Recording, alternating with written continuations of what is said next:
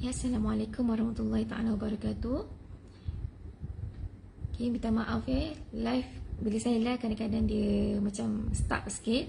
Okay, kita buat sambungan yang tadi. Sebagaimana kata ulama, ya, barang siapa yang beribadat tanpa kenal Allah, maka ibadatnya hanyalah menjadi adat semata-mata, bukan ibadat. Kerana tujuan kita beribadat hanyalah kerana Allah Subhanahu Wa Taala. Ya, sebab itu tuan-puan yang dimati oleh Allah Subhanahu Wa Taala, ya.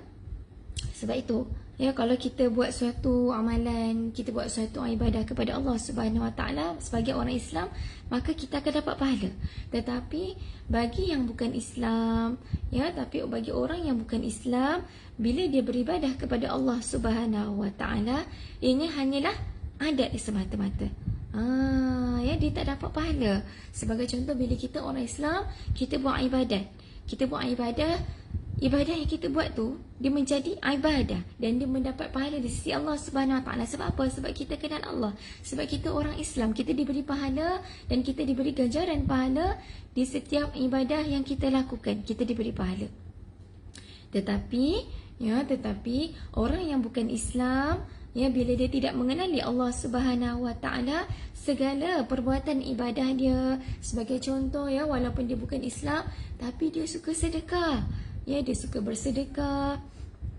Kemudian lepas dia suka bersedekah, dia suka tolong orang. Kemudian dia suka buat benda-benda yang baik. Dia suka buat amalan-amalan yang baik. Dia suka buat banyak-banyak pahala. Kemudian orang yang bukan Islam, apabila dia buat suatu ibadah kepada Allah, dia tak dapat pahala sebagaimana orang Islam mendapat pahala.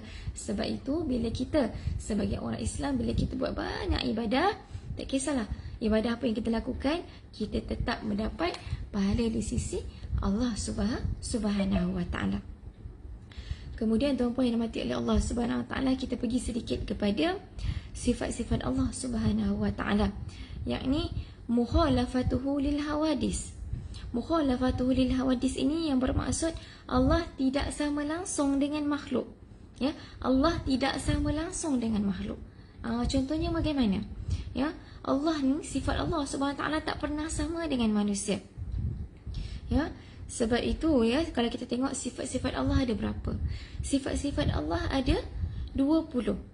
Sifat-sifat Allah ada berapa? Kemudian kalau kita tengok di antara sifat-sifat Allah, yakni Allah wujud.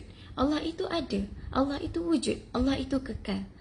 Bukan macam manusia. Kita manusia ni, ya, tidak wujud. Maksudnya kita manusia ni tidak kekal. Wujud tapi tidak kekal. Sebab kita manusia ni bila hidup, kita akan mati. Tapi Allah tidak pernah tidur, Allah tidak pernah lalai. Itu Allah. Tapi kita ni sebagai manusia, kita ada yang hidup, ada yang mati. Ada bayi yang baru dilahirkan dan ada yang diambil nyawa oleh Allah Subhanahu Wa Taala. Sebab itu Allah Subhanahu Wa Taala ini sifatnya, di antara sifatnya adalah wujud. Allah itu kekal, manusia tidak kekal. Okey. Tuan-puan yang dirahmati oleh Allah Subhanahu Wa Taala, bila kita beribadah kepada Allah Subhanahu Wa Taala, sebagai contoh kita berpuasa, sebagai contoh kita bayar zakat, sebagai contoh kita melaksanakan solat 5 waktu, sebagai contoh kita suka bersedekah.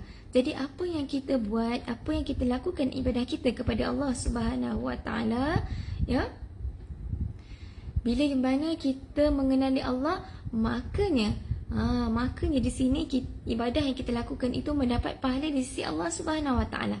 Tetapi bila mana satu ibadah yang kita lakukan tanpa kita kenal Allah, maka semuanya tidak diterima oleh Allah Subhanahu Wa Taala. Okey. Kemudian, ya, sebagai contoh kita pergi, ya, saya bagi contoh, saya buat meja. Okey, ini meja. Meja ini makhluk dan saya juga makhluk. Adakah sama saya dengan meja? Adakah sama saya dengan meja? Sebagai contoh, ya, saya bagi contoh. Saya makhluk. Okey, saya ciptakan meja ni. Dia juga makhluk. Okey. Adakah sama saya dengan meja? Mestilah tak sama. Sebagai contoh, kita Saya menciptakan meja. Jadi sama tak saya dengan meja ni? Mestilah tak sama.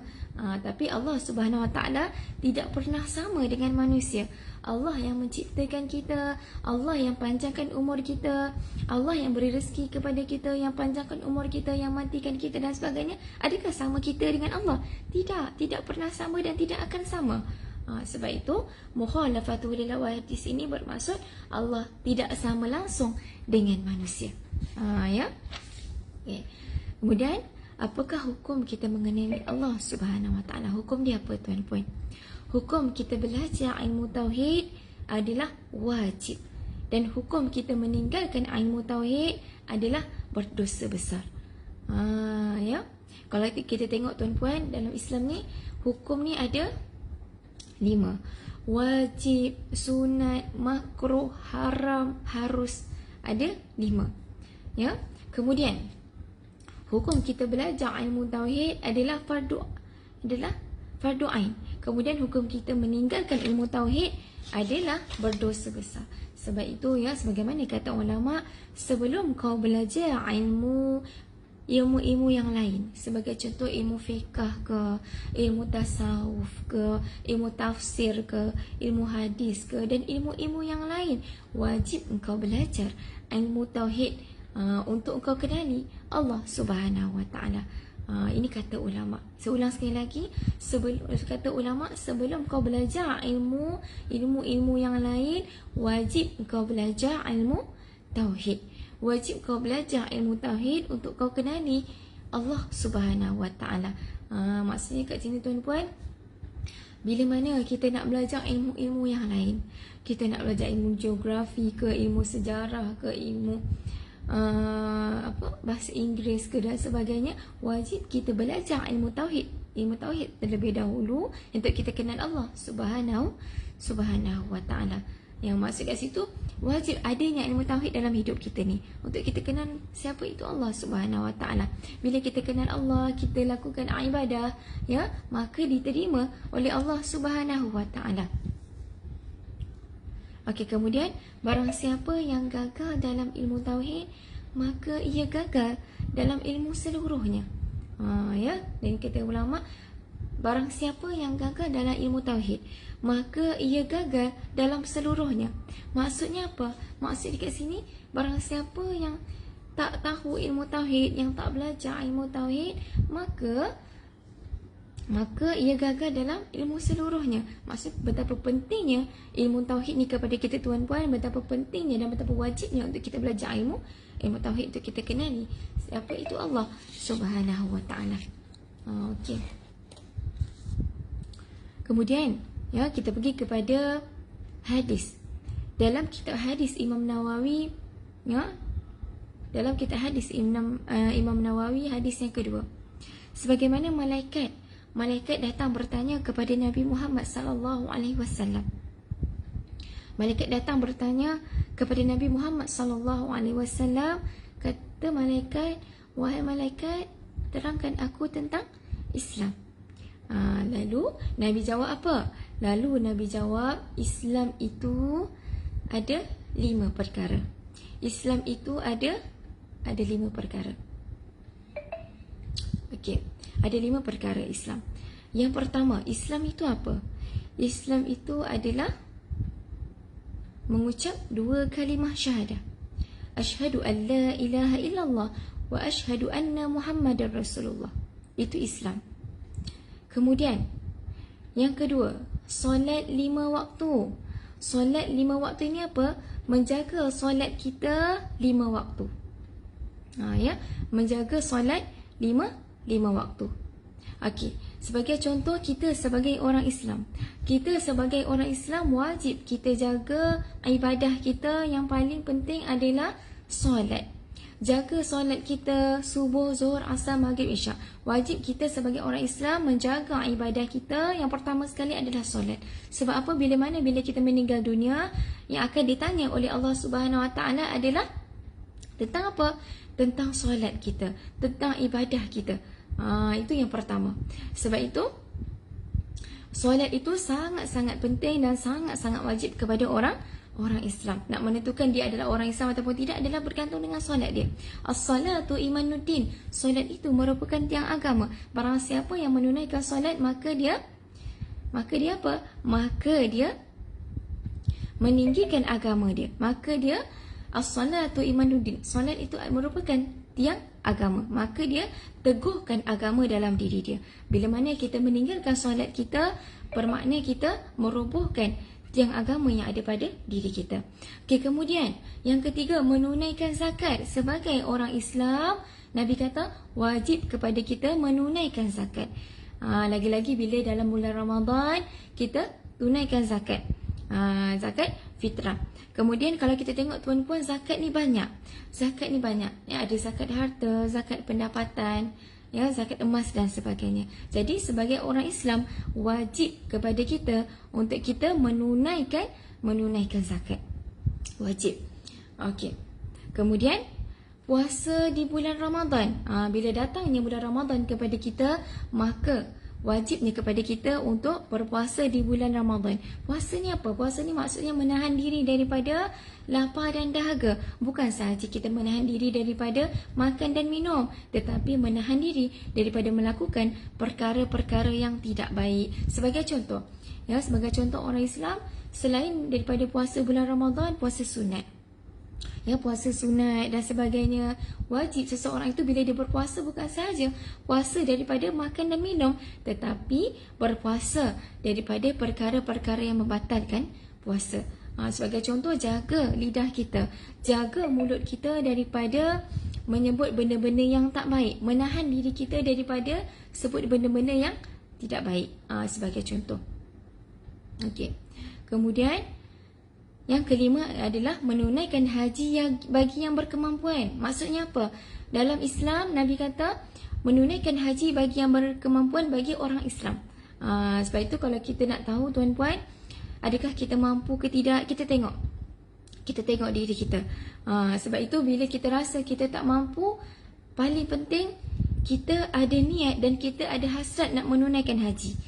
Itu paling penting. Kemudian sebagai contoh, kita ada usaha untuk tunaikan haji. Kita tahu kita tak cukup duit, tapi kita ada niat, kita ada hasrat nak pergi haji. Kita ada niat, ada hasrat nak pergi haji. Okey.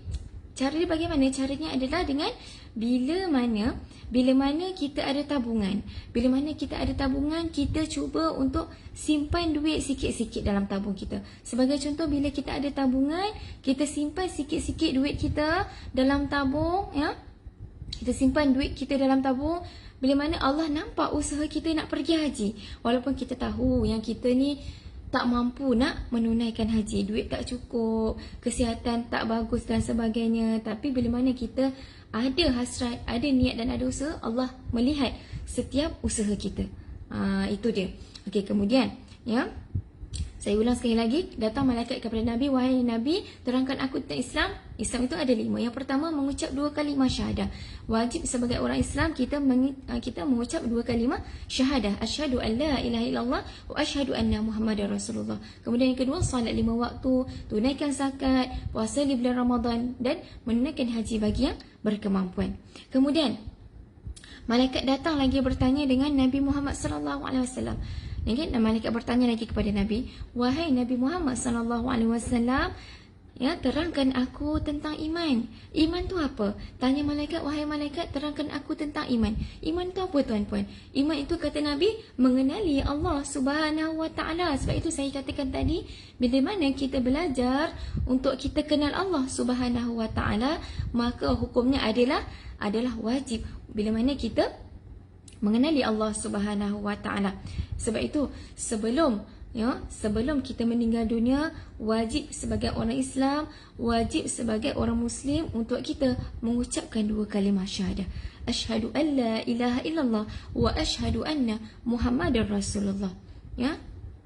Wajib sebagai orang Islam sebelum mana kita meninggal dunia, wajib kita mengucapkan 2 kalimah syahadah. Sebab itu tuan-puan yang dirahmati oleh Allah Subhanahu wa taala, kalau mana, ya, di mana kita nak tahu adakah kita ni sempat ataupun tidak, kita nak sebut nama Allah sebelum kita mati, adakah kita ni sempat ke tidak mengucap 2 kalimah syahadah. Semua itu bergantung sebagaimana ibadah kita kepada Allah Subhanahu Wa Taala sebelum kita meninggal dunia. Kalau kita sebelum kita meninggal dunia, kita adalah orang yang baik, orang yang jaga ibadah kita kepada Allah, orang yang baik, orang yang jaga iman kita, orang yang menjaga solatnya, orang yang menjaga zakatnya, orang yang menjaga puasa, orang yang menjaga halal dan haram dan sebagainya. Bila mana mudah-mudahan bila kita nak meninggal dunia, kita dipilih oleh Allah Subhanahu Wa Taala untuk mengucap 2 kalimah syahadah. Sebagaimana kata Nabi, man akhiru kalamuhu la ilaha illallah dakhalal jannah. Barang siapa yang di akhir hidupnya yang mengucap 2 kalimah syahadah, dia dibenarkan masuk ke dalam syurga Allah Subhanahu Wa Taala. Itu maksudnya.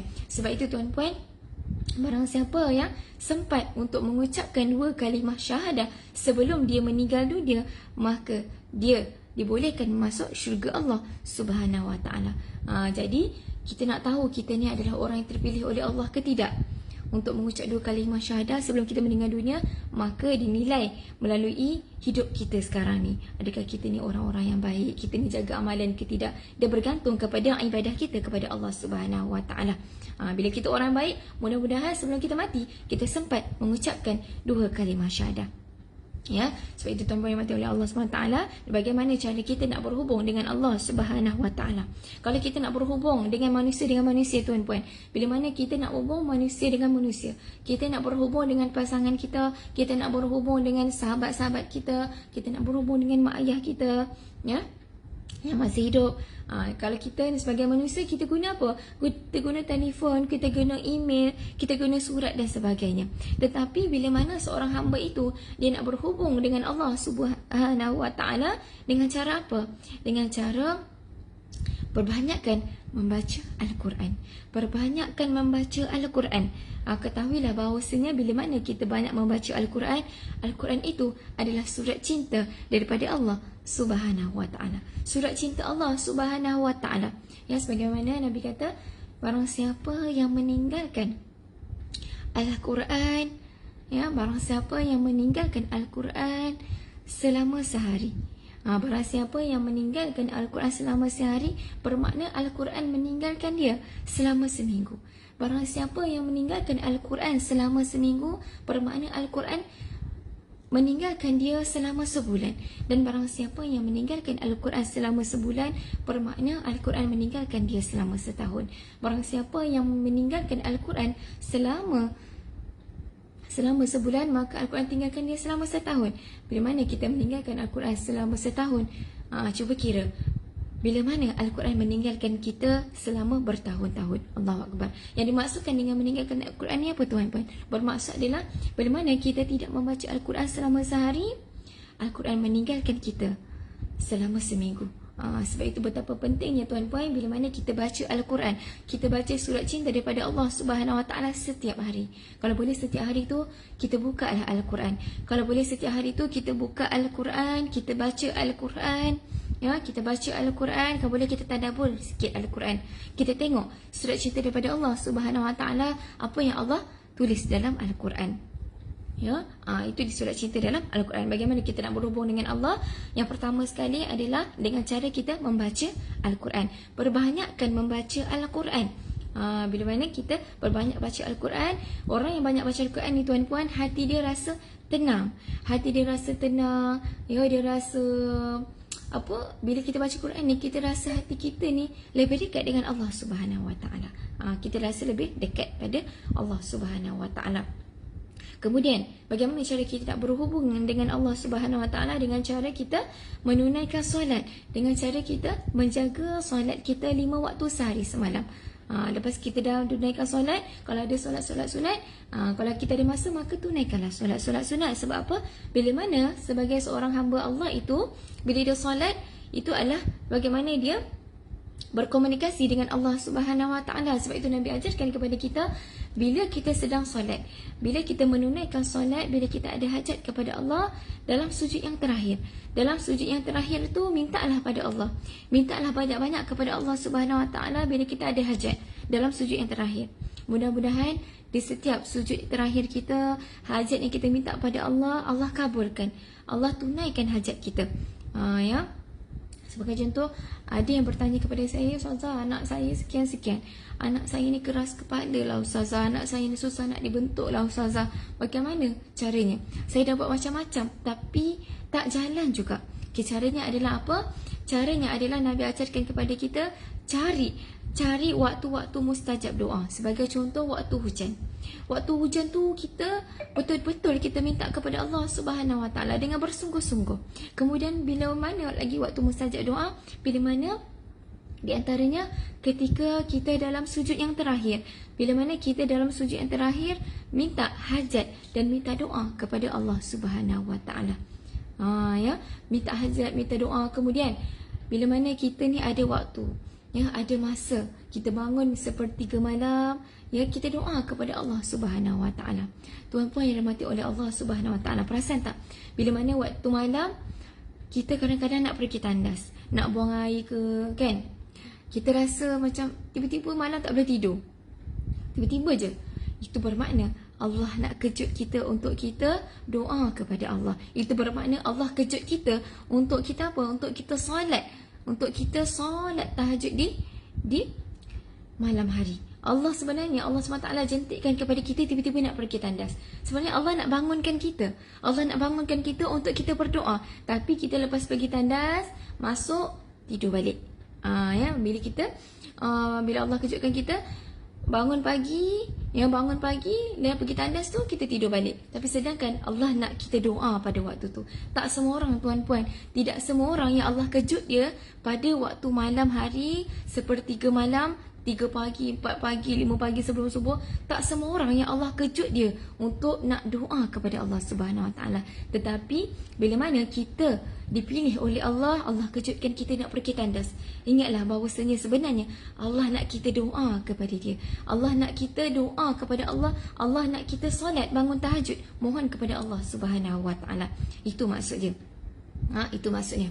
Ya, kalau boleh lepas kita bangun buang air tu, sebelum tidur tu ngantuk sangat kan, kita apa?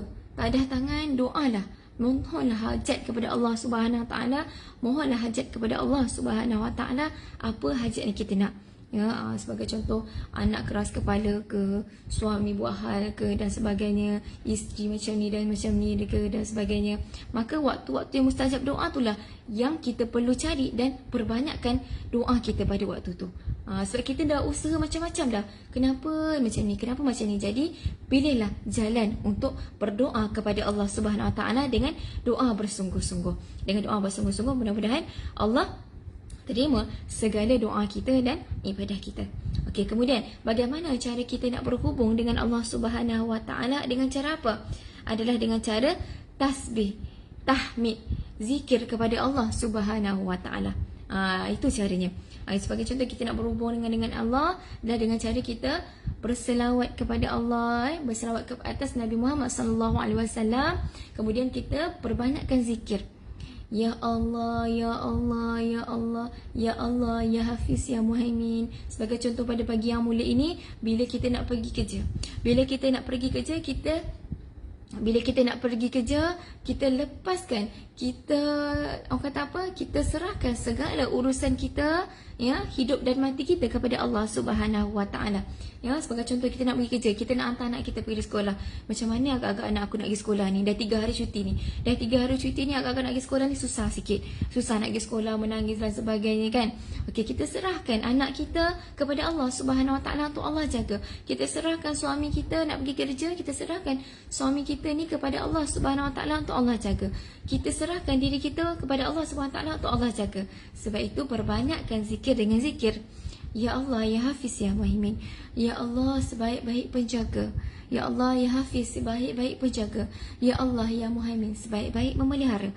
Ya Allah, Ya Hafiz, Ya Muhaimin, aku segerakan segala urusanku, segala hidup dan matiku untuk kau jaga, untuk kau pelihara, wahai Allah Subhanahu Wa Taala. Ingatlah tuan-puan yang mati oleh Allah, jagaan Allah ini lebih baik daripada penjagaan manusia. Bila Allah jaga kita, ya, lebih baik daripada manusia yang jaga. biarlah Allah yang uruskan dunia dan akhirat kita. Biarlah Allah yang mengaturkan dunia dan akhirat kita. Biarlah Allah segala-galanya dalam hidup kita. Kita serahkan suami kita kepada Allah untuk Allah jaga. Ya Allah, aku serahkan suamiku untuk kau jaga lillahi ta'ala. Ya, aku serahkan segala urusan aku untuk kau jaga. Penjagaan Allah ini, ya, penjagaan daripada Allah SWT ini lebih baik daripada jagaan manusia. Mungkin Allah jaga dia dengan baik. Allah jaga mata dia daripada tengok-tengok benda yang tak baik. Allah jaga hati dia. Bila mana Allah jaga hati dia daripada jatuh hati pada orang lain. Allah jaga mulut dia. Allah jaga diri dia daripada benda-benda yang tak baik. Allah jaga diri dia daripada benda-benda yang tak baik. Contohnya bila dia pergi kerja, dia selamat pergi kerja, ya, tak ada insiden, tak ada kita rosak dan sebagainya. Yang suami pula, kita serahkan isteri kita untuk Allah jaga. Bila dia pergi kerja, serahkan dia pada Allah untuk Allah jaga. Ya, lillahi ta'ala, ya Allah, aku serahkan isteriku untuk kau jaga, wahai Allah. Mudah-mudahan dekat tempat kerja dia dalam keadaan yang baik. Bila dia pergi kerja, ya, bila kita minta Allah yang jaga, mudah-mudahan bila dia pergi kerja, dia dalam keadaan yang baik. Kereta dia elok dan sebagainya, dekat tempat kerja tak bergaduh dan sebagainya, kan? Kita serahkan urusan dia kepada Allah Subhanahu Wa Taala. Okey. Dan kita serahkan segala urusan kita kepada Allah Subhanahu Wa Taala. Okey, sebab itu bagaimana dalam hadis Nabi Muhammad sallallahu alaihi wasallam, Nabi kata, ya, Nabi kata apa? Sekiranya kamu mula rasa manisnya berhubungan dengan Allah Subhanahu Wa Taala, ya, nescaya kamu akan rasa pahitnya apabila berpisah dengan Allah Subhanahu Wa Taala. Dan bila mana kamu rasa manisnya bersama dengan Allah Subhanahu Wa Taala, pasti kamu rasa pahitnya bila bersama dengan manusia, dan manisnya berpisah dengan manusia. Ya. Hadis ni jelas menunjukkan kepada kita, tuan-puan, bila mana kita rasa, ya, kita rasa manisnya berhubungan dengan Allah Subhanahu Wa Taala, hasil daripada kefahaman, hasil daripada makrifah kita kepada Allah Subhanahu Wa Taala. Kita rasa pahitnya bila kita berpisah dengan Allah. Sebagai contoh, kita orang yang baik, kita orang Muslim yang sentiasa menjaga solat, sentiasa menjaga ibadah kepada Allah Subhanahu Wa Taala, sentiasa mengaji, sentiasa zikir dan sebagainya. Ya, bila mana satu hari sebagai contoh kita ni tak solat, yang bila mana kita rasa kita macam ada something wrong yang aku tak buat. Kita rasa something wrong yang macam tak best benda yang aku tak buat ni. Allahu Akbar. Rupanya kita tak solat, rupanya kita tak buat ibadah yang biasa kita buat. Itu bermakna kita mendapat kemanisan iman, kita mendapat halawatul iman. Sebab itu saya ulang sekali lagi, sekiranya kita mula rasa manis ni beribadah kepada Allah Subhanahu Wa Taala, nescaya kita akan rasa pahit bila kita berpisah dengan Allah. Sebagai contoh, kita pagi-pagi kita mengaji, tapi hari tu pagi tu kita tak mengaji. Kita tak mengaji. Contoh kita ni sibuk sangat ke, cuba kita rasa macam macam something wrong, apa yang aku tak buat pada pagi ni. Oh, selalu ngaji tapi tiba hari ni tak ngaji, contoh kan. Kita rasa something wrong. Itu bermaksud kita dah mendapat halawatul iman, kita dah mendapat kemanisan iman. Sebab apa? Sebab kita rasa berhubung dengan Allah ni best, seronok. Tapi bila kita berpisah dengan Allah, kita rasa pahit bila berpisah dengan Allah Subhanahu Wa Taala. Kemudian, dan bila mana kita rasa manisnya bersama dengan Allah Subhanahu Wa Taala, pasti kita rasa pahit bila bersama dengan manusia. Sebagai contoh, bila kita ni bila mana kita ni suka lakukan ibadah, tapi kita suka lakukan ibadah, kita jaga ibadah, kita jaga iman kita dan sebagainya, kita tinggalkan benda-benda yang tak baik, kita ambil benda-benda yang baik, kita rasa apa? Kita rasa seronok bersama dengan Allah. Pastinya kita berasa pahit bersama dengan manusia, dan manisnya bila berpisah dengan manusia. Ya, Allahu Akbar. Ya, Allahu Akbar. Sebab itu tuan-puan, jagalah ibadah kita kepada Allah SWT. Lagi-lagi solat kita, lagi-lagi solat. Sebab apa? Yang menentukan hidup kita, yang menentukan hidup kita hari itu adalah dengan apa? Dengan solat kita. Bila solat kita jaga, ingatlah bahawasanya bila kita jaga solat, maka Allah jaga kita. Bila kita tak jaga solat kita, ingatlah bahawasanya Allah tak jaga kita. Walaupun kita tak solat sekalipun, ingatlah bahawasanya Allah jaga kita. Tetapi ingatlah bahawasanya urusan yang kita buat tu tak secantik bila mana kita jaga solat. Sebagai contoh, kita ni orang yang Kadang-kadang solat, kadang-kadang tak solat. Cuba kita tengok dalam kehidupan kita tu. Ada tak orang kata, ada tak lopong-lopong? Ada tak macam, kenapa macam ni? Kadang-kadang okey, kadang-kadang tak okey. Sebab apa? Semua itu bergantung kepada solat kita. Kalau solat kita baik, bila kita jaga solat kita kepada Allah Subhanahu Wa Taala, ingatlah bahawasanya Allah akan menjaga kita dan Allah akan menjaga setiap ibadah kita dan setiap apa yang kita lakukan dalam kehidupan seharian kita. Ya. Contoh hari ni kita jaga solat kita. Solat kita jaga. So hari ni Allah akan perbaiki semua ibadah kita. Bila kita perbaiki solat kita, maka Allah akan perbaiki kehidupan kita. Ingatlah. Ya, ingatlah bahawasanya jaga solat itu adalah sangat-sangat wajib dan sangat-sangat penting. Saya bukan apa sebab saya suka sebut tentang solat ni, sebab apa? Sebab bila mana kita solat ni tuan puan, banyak orang yang solat, ramai orang yang bila dia mula solat, kehidupan dia mula berubah. Sebab apa? Kebanyakannya ya, yang berjumpa dengan saya, ya, ada masalah ni, ada masalah ni, saya kata apa? Saya kata cuba perbaiki solat. Bila mana kita perbaiki solat kita tuan puan, ingatlah bahawasanya dalam solat kita, bila kita perbaiki solat, ingatlah bahawasanya ibadah-ibadah kita yang lain tu Allah akan perbaiki. Ingatlah dalam urusan-urusan kita yang lain tu Allah akan perbaiki. Ingatlah bahawasanya setiap yang kita nak buat tu, bila solat kita jaga, maka yang lain pun juga akan jadi baik. Bila mana solat kita juga baik. Okey. Dan sebagaimana kata ulama, bila kita menunaikan solat, ya, bila kita menunaikan solat 2 rakaat, dalam solat kita tu sebut apa? Sebut raditu billahi rabba. Aku redha Allah sebagai Tuhanku. Bila kita solat, sebut dalam hati, raditu billahi rabba. Aku redha Allah sebagai Tuhanku. Okey. Kalau kita tengok tuan puan, masa sudah mencemburui kita, nak masuk 7.30 dah.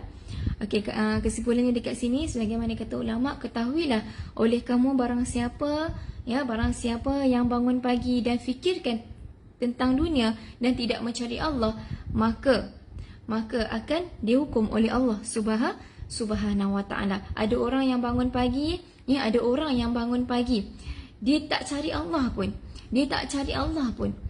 Dia cari benda dunia. Dia bangun pagi, dia terus buat benda-benda yang lain. Dia bangun pagi terus tengok telefon, tak solat, kemudian pergi kerja. Dia tinggalkan benda-benda yang wajib. Ingatlah bahawasanya orang ini akan dihukum di dunia dan di akhirat. Ingatlah bahawasanya bila mana kita as-salatu imanuddin, bila kita jaga solat kita, ya, solat itu merupakan tiang agama. Ingatlah bahawasanya bila kita bangun pagi, kita jaga solat kita jaga ibadah kita, ingatlah bahawasanya Allah menjaga kita. Janganlah bila kita bangun pagi, ya, kita tengok telefon sehingga apa? Sehingga boleh meninggalkan solat. Ingatlah, takut perbuatan kita tu melanggar perintah Allah Subhanahu Wa Taala, dan takut perbuatan kita tu dimurkai oleh Allah Subhanahu Wa Taala. Jadi perbanyakkanlah zikir kepada Allah dan perbanyakkanlah istighfar kepada Allah Subhanahu Wa Taala dengan bunyi astaghfirullahalazim, astaghfirullahalazim, astaghfirullahalazim. Mudah-mudahan bila kita banyakkan istighfar kepada Allah Subhanahu Wa Taala, bila kita perbanyakkan istighfar kepada Allah, mudah-mudahan istighfar kita tu diterima oleh Allah, dan mudah-mudahan Allah Subhanahu Wa Taala mengampunkan segala dosa kita dan menjadikan kita orang yang lebih baik daripada semalam. Maksudnya hari ini lebih baik pada semalam, dan esok lebih baik pada hari ini. Maksudnya macam tu. Ya, perbanyakkan istighfar, mudah-mudahan Allah SWT hapuskan segala dosa-dosa kita dan menerima segala amalan daripada kita. Okay, yang baik itu datang daripada Allah dan yang kurang itu datang daripada diri saya sendiri. Wabillahi taufiq wa hidayah. Wassalamualaikum warahmatullahi taala wabarakatuh.